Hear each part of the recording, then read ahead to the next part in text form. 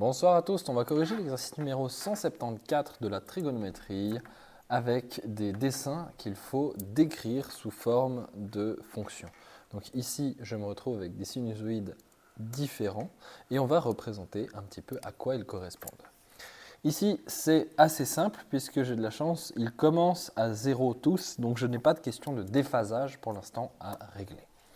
La A, je constate que pour faire sa grosse oscillation, il lui faut 2π, ce qui veut dire que c'est un sinus qui n'a pas de multiple avec son x. Et donc, vu que j'ai dit qu'il n'y avait pas de déphasage dans cet exercice, ça va tout seul, je peux écrire déjà que c'est un sinus de x.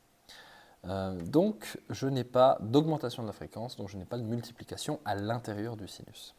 Maintenant, je vais regarder son amplitude, je remarque qu'elle monte jusqu'à 1,4. Et donc, je peux la multiplier par 1,4. Et son axe d'oscillation étant parfaitement sur le 0, je n'ai pas de question de déplacement vertical. Donc, la A, c'est 1,4 sinus de x. En ce qui concerne la B, je constate que là, par contre, j'ai des oscillations qui sont très rapides. Alors, je commence toujours à 0, donc je n'ai toujours pas de question de déphasage. Mais je sais que ici, là où je devrais en faire une sur 2π, j'en fais 1, 2, 3, 4. Donc, je vais 4 fois plus vite que ce que je devrais faire. Donc, je me retrouve avec 4x. Et mon amplitude, cette fois-ci, elle monte que jusqu'à 0,8. Et je n'ai toujours pas de question de déphasage, parce que dans cet exercice, il n'y a aucun déphasage. Il n'y a pas de D dans cet exercice, d'ailleurs.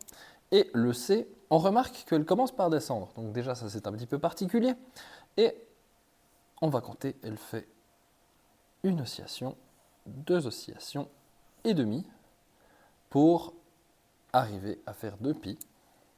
Donc c'est un sinus qui me fait 2 oscillations et demi sur son x. Maintenant, le fait qu'elle commence ici par descendre, soit on l'interprète par un déphasage, soit, comme je l'ai dit, on peut l'interpréter autrement, puisqu'elle commence par une négation, mais elle suit son cours normal. Donc ça veut dire que simplement, à la place d'être en oscillation classique de positif-négatif, elle est en négatif-positif, ce qui veut dire qu'on a simplement multiplié par un chiffre négatif.